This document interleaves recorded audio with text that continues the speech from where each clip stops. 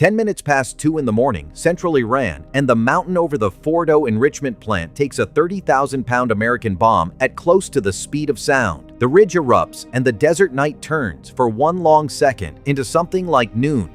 7 B-2 Spirit stealth bombers have flown 18 hours from Missouri to reach this piece of sky, undetected the entire way, and Tehran still does not know they are overhead. The bombs keep coming. 6 of them chase each other into a single ventilation shaft, each fused to bite deeper than the last, walking the blast down toward centrifuge halls buried under 90 meters of rock. No Iranian fighter gets off the ground. No missile rises to meet the bombers. 25 minutes after the first impact, the largest stealth bomber strike in history is over, and the crews turn toward a home still 19 hours away. Not one shot has been fired at them. Welcome back to Defense Declassified. The Pentagon named it Operation Midnight Hammer. 7 B-2 Spirits over the targets, around 125 aircraft behind them, and 14 copies of a weapon called the GBU-57 Massive Ordnance Penetrator, the heaviest conventional bomb in the American arsenal, dropped in anger for the first time. 37 hours in the air, round trip. And underneath all that tonnage sits a stranger story. A bomb in a mountain that spent 2 decades on a collision course, and a fight, still unresolved, over what is actually left beneath the rock.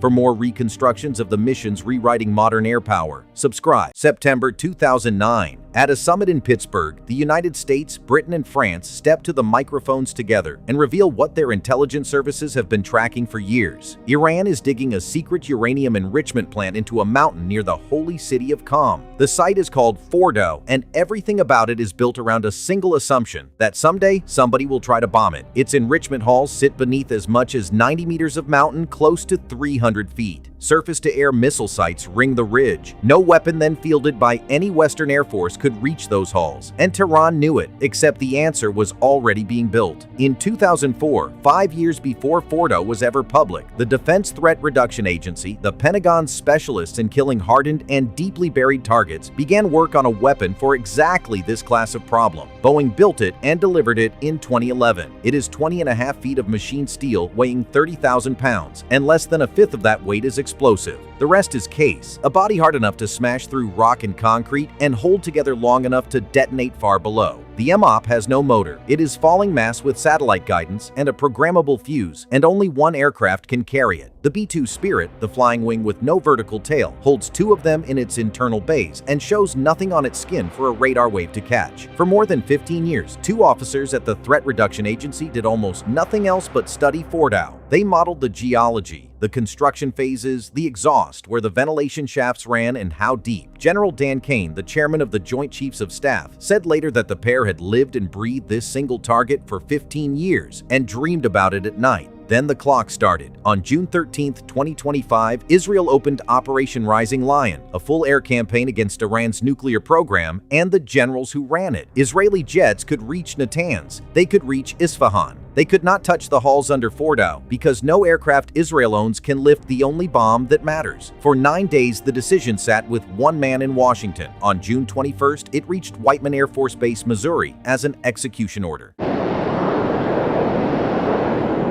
Whiteman is home to the entire B-2 fleet and to the 509th Bomb Wing, the direct descendant of the unit that dropped the first atomic bombs on Japan. 8 decades later, its crews walked out to their jets to stop a bomb instead of delivering one. General Kane described the flight line that night. Crews kissed their loved ones goodbye, not knowing when or if they would be home. 2 pilots to a cockpit, crews ranging from young captains to colonels, a fold-out cot behind the ejection seats, and 37 hours of flying ahead of them. Just after midnight, they went. Then came the feint. As the strike package slid east over the Atlantic in radio silence, a second group of B-2 bombers launched west out over the Pacific toward Guam, flying where the world could watch. Flight trackers lit up within hours. Spotters, journalists, and half the internet mapped the Pacific bombers in real time, exactly as intended. Every eye hunting for American stealth that night was aimed at the wrong ocean. The real 7 flew on in silence toward the tankers stacked along their route, KC-135 Stratotankers and KC-46 Pegasus tankers waiting at each rendezvous. dozens of night refuelings, a boom operator steering the fuel boom into a receptacle behind the cockpit of a blacked-out flying wing again and again over open ocean. As the package crossed into the Middle East, the escort went to work. American fighters pushed out ahead of the bombers, sweeping the corridor for Iranian jets, and suppression weapons went in against any surface-to-air missile site that might come alive. None did. Kane put it flatly afterward. Iran's fighters never flew, and it appears Iran's missile systems never saw the package at all. Iran had guessed where the blow would fall. Days earlier, workers had poured concrete caps over the 2 ventilation shafts that drop into the Fordow complex, the only shield they could still improvise. The planners watched them do it on satellite and simply retasked the first weapon. At 6:40 in the evening Eastern Time, 10 minutes past 2 in Iran, the lead B-2 opened its bay doors. The first MOP blew the concrete cap off the shaft. The 5 behind it went down the open hole at better than 1,000 feet per second, each fused to a different depth, detonating one beneath another, driving the destruction level by level toward the centrifuge halls. The second shaft took the same 6-weapon hammering. In a trailing bomber, a pilot watched the ridge light up ahead and later gave the description that stuck: the brightest explosion the pilot had ever seen. It looked like daylight. 2 more MOPs came down on the enrichment complex at Natanz, and as the bombers came off their targets, the closing punch rose from the sea. An American guided missile submarine put around 30 Tomahawk cruise missiles into the nuclear site at Isfahan, timed to land while the strike package was already running for the border. Around 75 precision weapons, 3 targets, roughly 25 minutes. On the long ride home, one cruise message summed it up in words Kane would repeat to reporters: "It felt like the Super Bowl." And when the 7 bombers rolled back into Whiteman, 37 hours after takeoff, on the second longest combat mission the type has ever flown, the general described the homecoming in 5 words: flags flying and tears flowing.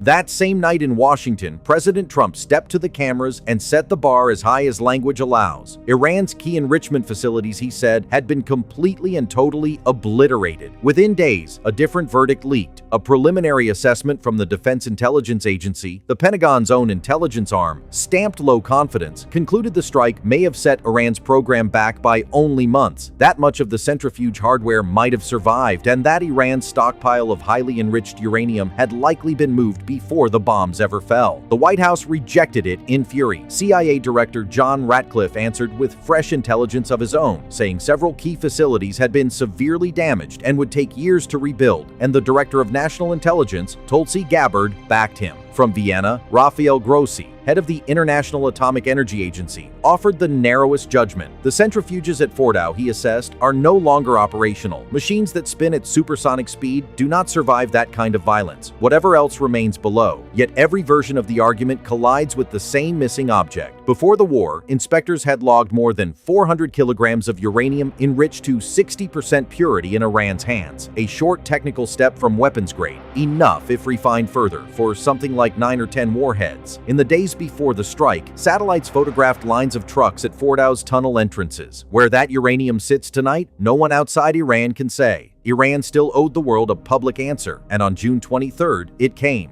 14 ballistic missiles rose out of Iran toward Udeid Air Base in Qatar, the largest American base in the Middle East and the nerve center of the air operation that had just struck them. Tehran telegraphed the blow, passing advance warning so the base could be emptied, a reply built to save face without igniting the next war. What stood in the missile's path was a handful of Patriot crews, roughly 44 soldiers, most of them young air defenders, with about 2 minutes between launch warning and impact to get every decision right. They fired the largest Patriot engagement in the history of the American military, and 13 of the 14 incoming missiles came down in pieces. The one that got through destroyed a $15 million satellite communications dome. It killed no one. The next day, the 12th day of the war, a ceasefire took hold. The war stopped. The argument about the mountain did not. As a piece of air power, Midnight Hammer was close to flawless, a weapon refined for 2 decades against one specific mountain, delivered on its first combat attempt through defenses that never fired, without a single American loss. The 2 officers who dreamed about Fordow at night watched 12 of their weapons go into the exact holes their models had chosen, and the mountain still keeps its secret. No outside eyes have reached the deepest halls since the strike.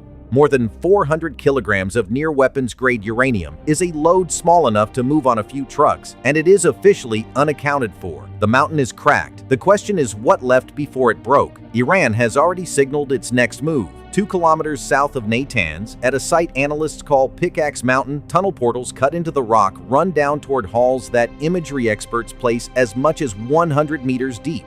Deeper than Fordow. By most public estimates, deeper than the MOP can reach. No international inspector has ever set foot inside, and the excavators are still running. The last war was a race between a bomb and a mountain, and the bomb won by a nose. The next mountain is being dug with that bomb's exact limits in mind. That story next time on Defense Declassified. Until then, stay sharp.